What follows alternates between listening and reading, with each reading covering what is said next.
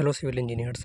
आज हम लोग लोक स्वास्थ्य यांत्रिकी विभाग जो भर्ती परीक्षा होने वाली है उसमें उप अभियंता सिविल का जो सिलेबस है उसके बारे में एक ब्रीफ में थोड़ा सा बात करेंगे।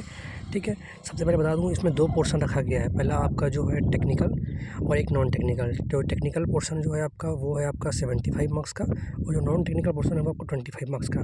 ठीक है, तो उसी भी हम लोग बात करते हैं।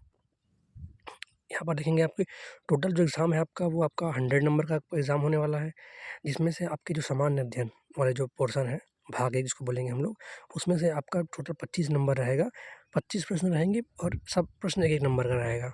ठीक है, तो देखिए सबसे पहले इसमें जो पोर्शन है सामान्य ज्ञान का है, यानी कि इसमें आपकी जो है 10वीं बेस पे 10वीं तक के आपके सामान्य विज्ञान, भूगोल और गणित, ये जो है 10वीं स्टैंडर्ड तक के पूछे जाएंगे।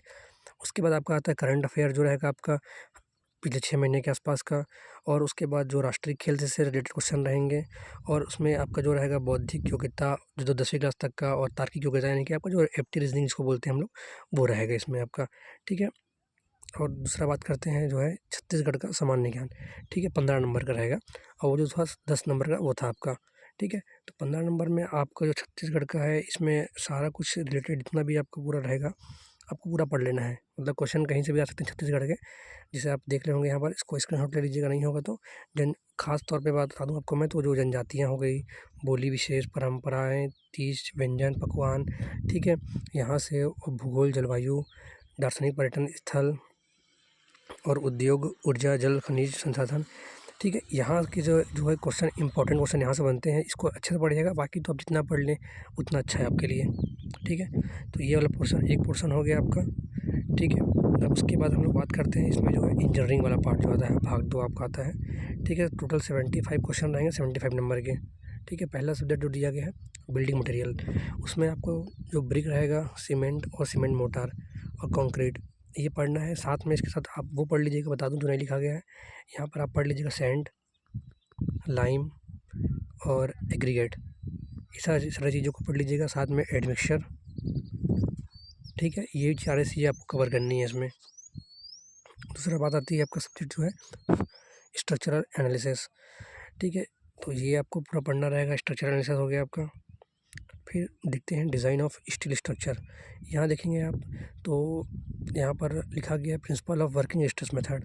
ठीक है, और यहाँ पर लिमिट स्टेट मेथड का जिक्र नहीं किया गया है, लेकिन फिर भी क्वेश्चन आता ही है, तो आप कोशिश करिएगा कि आप जो है लिमिट स्टेट मेथड उसको भी पढ़ लें आप, तो ज़्यादा अच्छा होगा आपके लिए। फिर आता है हमारा design of concrete masonry structure. ठीक है, इसको हम लोग बोलते हैं आरसीसी। ये जो आपको पूरा पढ़ना है, छोड़ना कुछ नहीं है, चाहे WSM हो आपका, चाहे LSM हो, सारा कुछ पढ़ना है। अभी इसके केवल शॉर्ट में हम लोग बात कर रहे हैं कि सब्जेक्ट सिलेबस में क्या क्या दिया हुआ है।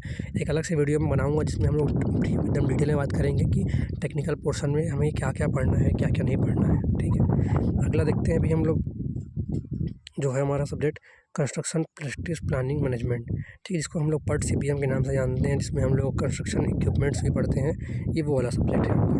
फिर आता है आपका मोस्ट इंपॉर्टेंट सब्जेक्ट जो होता है आपका सॉइल मैकेनिक्स। इसमें भी पूरा आपको कवर करना है, बहुत ही इंपॉर्टेंट सब्जेक्ट रहेगा आपके लिए ये। सर्वेइंग भी एक बहुत ही इंपॉर्टेंट सब्जेक्ट है। इसमें देखेंगे आप बहुत ब्रीफ है, अगर डिटेल में पढ़ने जाएंगे आप तो। ठीक है, लेकिन खास तौर पे आप इसको पढ़ लीजिएगा, जो आपके मोटे मोटे जो मेन इंस्ट्रूमेंट यूज़ होते हैं उसको पढ़ लीजिएगा ज़्यादातर आप। फिर आता है हमारा ट्रांसपोर्टेशन इंजीनियरिंग। ठीक है, इसमें आपको रेलवे इंजीनियरिंग नहीं दिया गया है मेरे ख्याल से, तो आप उसको स्किप कर सकते हैं, रेलवे इंजीनियरिंग को। ठीक है, फिर आता है हमारा पब्लिक हेल्थ इंजीनियरिंग, या फिर शॉर्ट में इसको बता दूं आपको मैं, जो हम लोग पढ़ते हैं इन्वायरमेंटल इंजीनियरिंग। ये वही वाला सब्जेक्ट है पूरा आपका।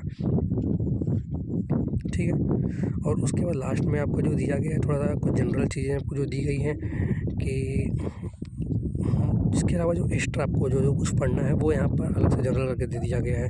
जैसे कि कुछ आपको स्पेसिफिकेशन हो गए आपको पढ़ने के लिए, रेट एंड कोड हो गए। ठीक है, कुछ जो प्रोविज़न हुए हैं हमारे एज कोड में, वो सारे कुछ चीज़ें पढ़ने रहेंगी आपको। ठीक है, तो ये सारी चीज़ें हैं। और ध्यान देने वाली बात यहाँ पर आपको ये है कि इसमें जितने भी आपके हाइड्रोलिक्स के सब्जेक्ट हैं, ठीक है, जैसे कि फ्लूइड मैकेनिक्स हो गया आपका हाइड्रोलॉजी हो गया, ठीक है, आपका ओपन चैनल हो गया, तो ये सारा सब्जेक्ट आपको नहीं दिया है, इसको आप छोड़ दीजिएगा, पढ़ने की बिल्कुल ज़रूरत नहीं है जितने भी सब्जेक्ट हैं आपके इसमें। ठीक है, अच्छा लगा वीडियो को लाइक शेयर करिएगा। मिलते हैं अगले वीडियो में डिटेल वीडियो के साथ में। धन्यवाद।